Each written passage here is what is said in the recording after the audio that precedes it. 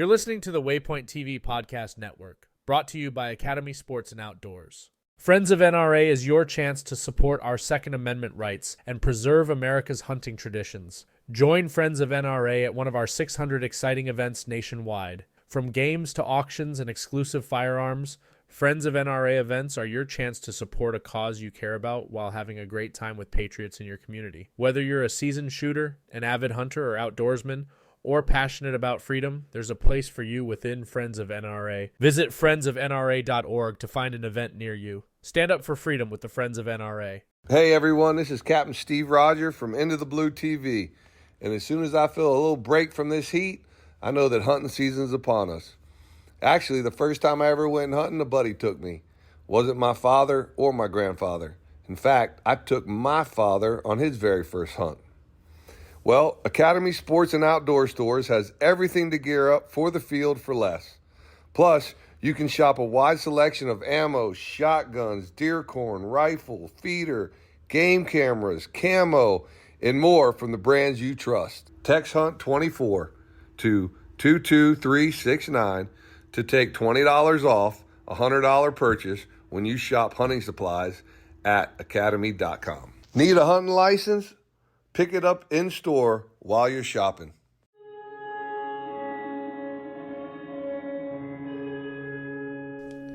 Hi, I'm Adam Berkelmans, and today we're making Vietnamese pho with venison sirloin. This recipe was created by Brandon Dale, field staff writer for Harvesting Nature. He writes, "With winter still holding on fast, a hearty, warming soup is always a go-to meal in my household. Pho, a classic Vietnamese soup that is served with a wide accompaniment of proteins, fresh herbs, and lime, is a perfect way to strike the balance between the warmth of the soon-to-be winter's end and the incoming spring. Here, we'll dive into the simple yet profound pleasure of preparing pho with thin sliced venison sirloin, a wild game twist that fits nicely with this traditional comfort food. The protein choices used here can vary. I encourage all to give this recipe a try and use whatever wild game you've got available, avoiding, of course, eating rare wild pig or bear. The robust and complex flavors of the broth of the pho complement a wide swath of proteins, and this dish will come together relatively quickly, which is bound to become a favorite weekday staple. Bringing wild game into the heart of a Vietnamese classic dish is a celebration of diversity, a reminder that the table is a place where traditions merge and evolve. With this dish, I invite all to gather around, raise your bowls, and enjoy a wild game dish that brings people together over a medley of flavors." Thanks, Brandon. Like the murky depths of the bottom of a bowl of pho, this dish has an interesting history ready to be slurped up. First of all, though, let's describe just what pho, commonly pronounced pho in North America, is for those unfortunate souls who have never got to try it. Pho is a Vietnamese soup consisting of broth, usually served with rice noodles, some sort of meat, or a combination of meats, herbs, and a side plate of fresh garnishes. But I could also describe it this way. Pho is a beloved and ubiquitous Vietnamese soup consisting of a colossal bowl full of heady, deeply flavored broth made from marrow bones and charred aromatics, full of bouncy and slithery rice noodles, a combination of meats contributing contrasting textures, temperatures, flavors, and bite sizes, evocative herbs and spices, all served with a plate of fresh garnishes, providing a choose-your-own-adventure of crunch, herbaceousness, heat, sweetness, pungency, acid, and bite. Yeah, let's go with that second description. Before we get into this episode too far, I want you to know that there will be a fair amount of Vietnamese words and places being talked about, which I will inevitably completely butcher the pronunciation of. So, sorry for that in advance.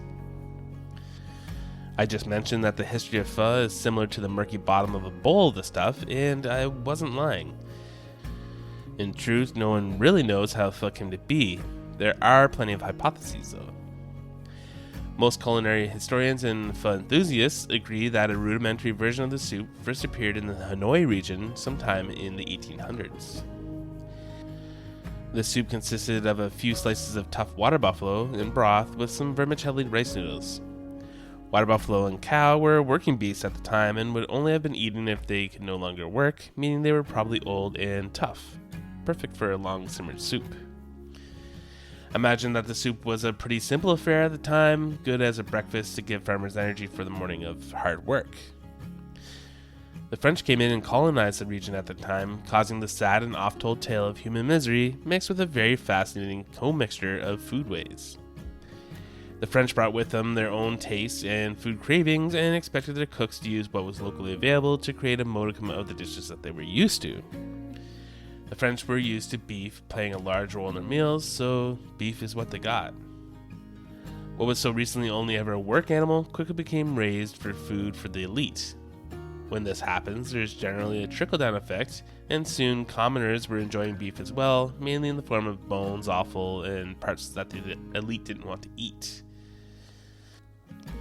Instead of the possibility of a few shreds of old and tough water buffalo and broth for breakfast, soups are now being cooked with beef marrow bones and topped with sliced beef and or offal.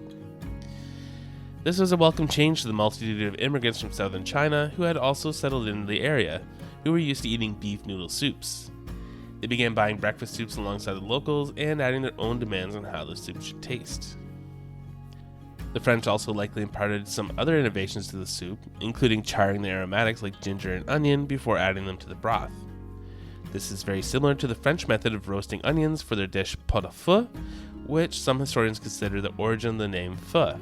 Pot au feu, pho. The spices in the broth being used, star anise, cloves, cinnamon, cardamom, and coriander, were a strange combination of French, Vietnamese, and Chinese spices which seemed to be universally enjoyed. The rice vermicelli was switched out for thicker, round, or flat rice noodles, and the broth was continually refined to suit the tastes of French colonists, Chinese immigrants, and the local northern Vietnamese. The French also left behind some other interesting foods, including the baguette, the cold cut, and pâté, all redesigned as Vietnamese and using the incredible banh mi sandwich, as well as coffee and dairy products, which forever changed the shape of Vietnamese cuisine, and made it uniquely exclusive in the larger region. By the early to mid-1900s, the soup had evolved from a watery meaty broth to a subtly complex soup with a clear and simple bone broth, lightly spiced, and for those wealthy enough, a pile of thinly sliced rare beef poached in the soup while it was served. The soup was beloved by both rich and poor and was purchased by all from the street vendors who would carry a pole across their shoulders, one side bearing a cupboard with a pot of hot broth over a flame, and the other a cupboard of sliced beef, noodles, and accoutrement. They would often also carry tiny stools on their backs, which they would set out for people to sit down and enjoy their soup.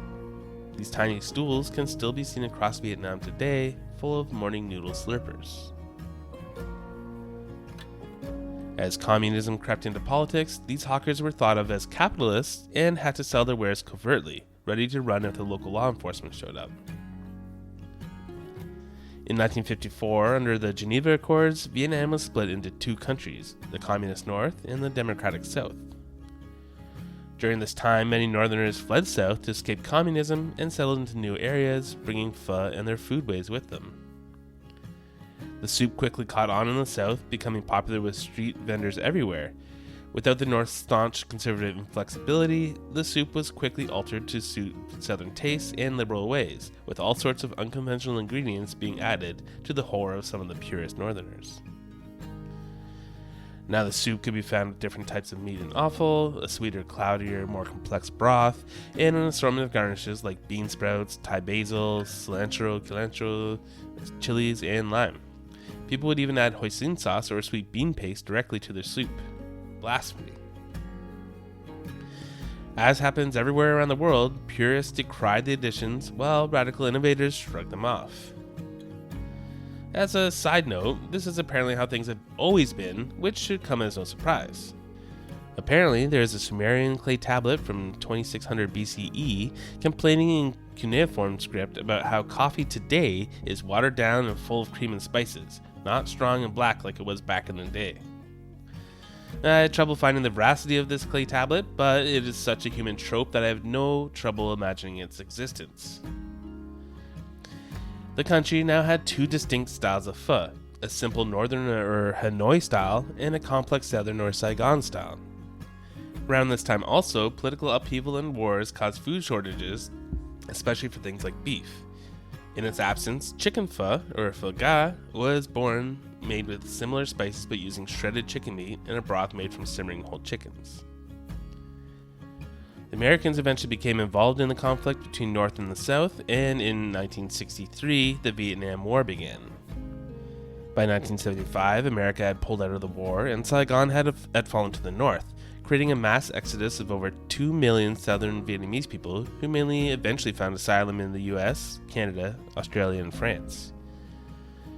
These refugees, many of whom were stuck on rickety boats for a miserable amount of time, of course brought their beloved pho recipes with them, and quickly found ingredients to make it in their new homes.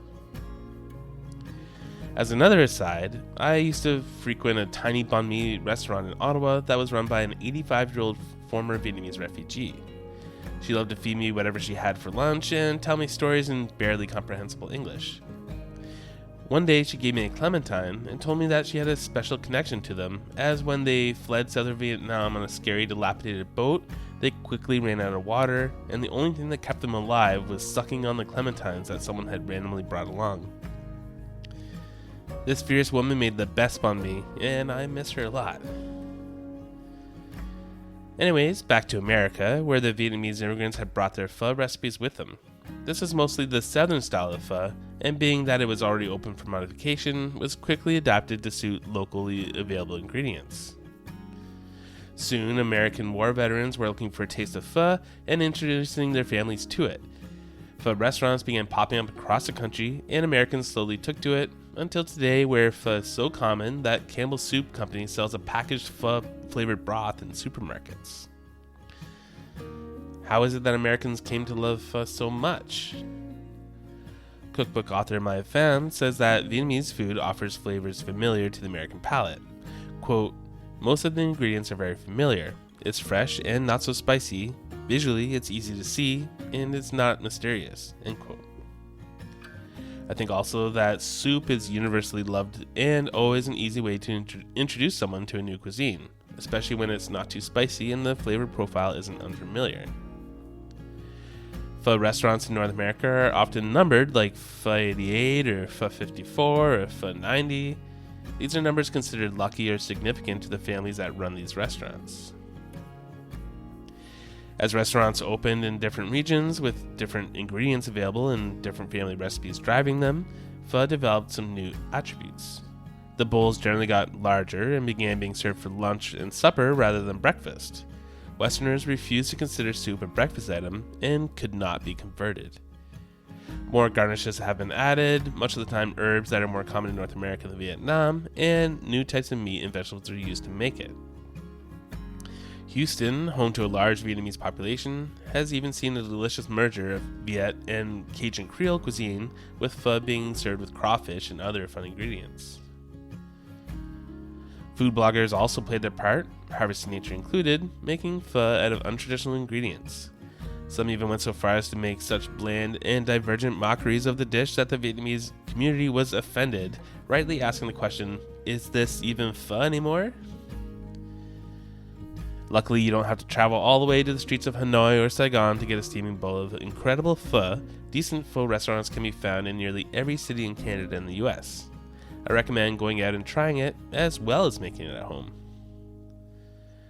My favorite version is a medium bowl of southern style pho with rare beef, fatty brisket, meatballs, tripe, and tendon with lots of herbs and bean sprouts. I like to dip the meat in a tiny bowl of sriracha and hoisin sauce rather than putting them right in the soup. I'm going to go get that for lunch when I'm done recording this, I think.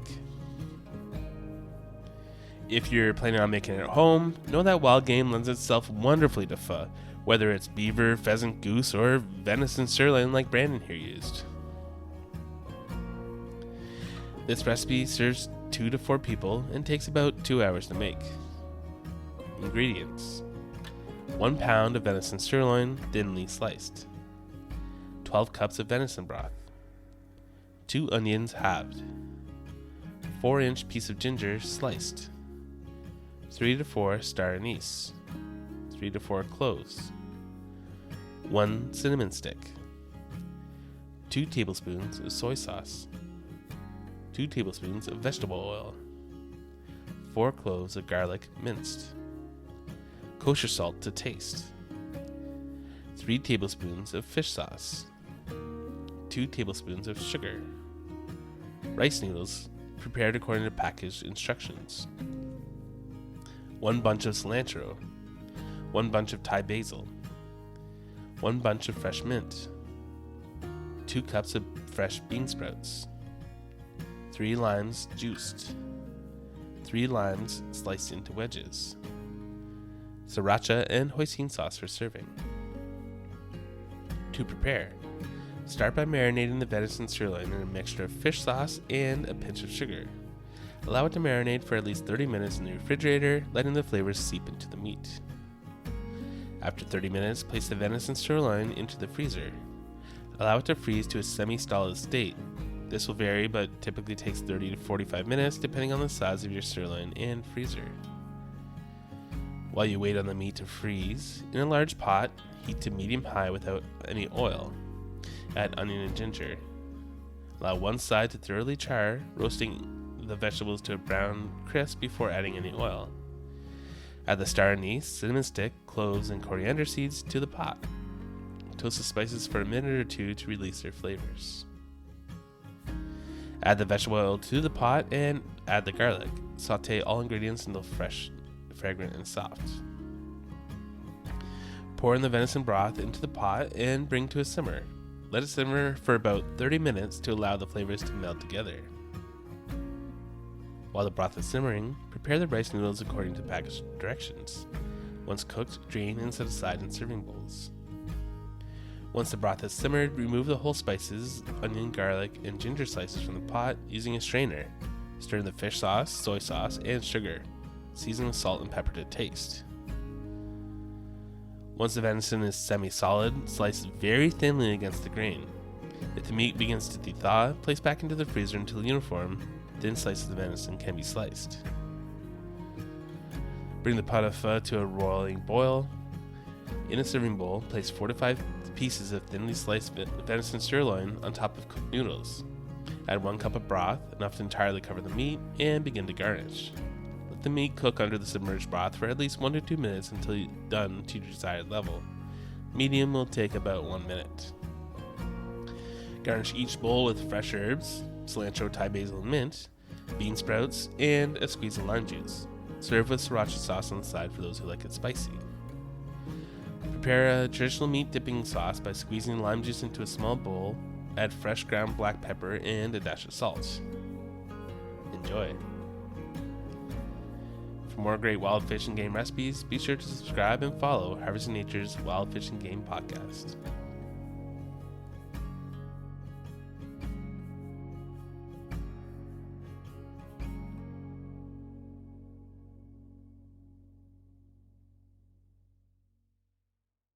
Friends of NRA is your chance to support our Second Amendment rights and preserve America's hunting traditions. Join Friends of NRA at one of our 600 exciting events nationwide. From games to auctions and exclusive firearms, Friends of NRA events are your chance to support a cause you care about while having a great time with patriots in your community. Whether you're a seasoned shooter, an avid hunter or outdoorsman, or passionate about freedom, there's a place for you within Friends of NRA. Visit friendsofnra.org to find an event near you. Stand up for freedom with the Friends of NRA. A life that has the stories to back it. A life to be proud of. It's a Winchester life. Yeah, baby. 6'8" Western. Oh, mule deer, baby, right there. Tune in every Tuesday at 7 p.m. Eastern on Waypoint TV.